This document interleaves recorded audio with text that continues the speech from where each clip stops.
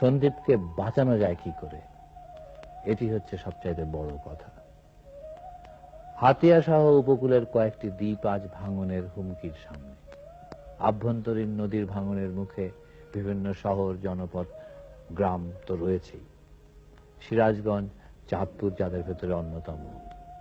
আগুনে পুড়ে গেলে পোড়া মাটিটা থাকে, কিন্তু নদী ভাঙনে মানুষের পায়ের তলায় মাটিটাও চলে যায়। সন্দ্বীপের মানুষ আজ এমন ভাবে হতাশাগ্রস্ত যে তারা ভাগ্যের ওপর তাদের ভবিষ্যৎ ছেড়ে দিয়েছে। আমি নিঃস্ব মানুষদের মাথায় হাত দিয়ে বসে থাকতে দেখেছি কুলের তীরে। কেউ বা নদীর ধারে আজান দিচ্ছে, তাও দেখেছি। ভাঙা বাড়ির ভগ্নস্তূপের সামনে বসে আছে, নয়তো যেখানে একদিন বসত বাড়ি ছিল সেখানে উদাস নয়নে হতচ্ছাড়া কৃষকের দল বসে আছে এক ভয়াবহ অনিশ্চিত ভবিষ্যতের কথা চিন্তা করে। সন্দ্বীপকে কিভাবে রক্ষা করা যাবে, আমরা নিজেরাই এ ব্যাপারে সরেজমিনে তদন্ত করার জন্য ট্রলার নিয়ে যাত্রা করেছিলাম।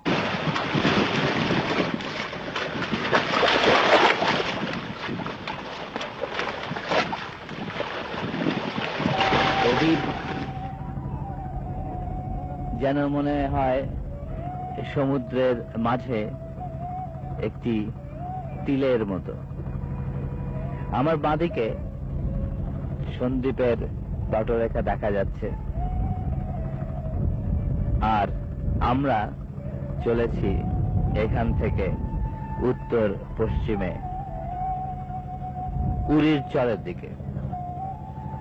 আর মাঝখানে যে উত্তাল তরঙ্গ রাশি দেখা যাচ্ছে, এগুলো এককালে ছিল মূল সন্দ্বীপ ভূখণ্ডেরই অংশ।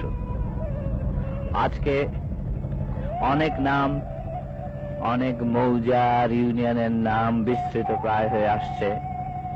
চর লক্ষ্মী, শামশেরাবাদ, পায়াদাগি, চর বাদু, চর পীরবক্স। চর পীরবক্স নতুন চর উঠেছে, কিন্তু মাঝখানে পানির ব্যবধান। আগে এটি ছিল সন্দ্বীপ মূল ভূখণ্ডেরই অংশ। আমরা যাচ্ছি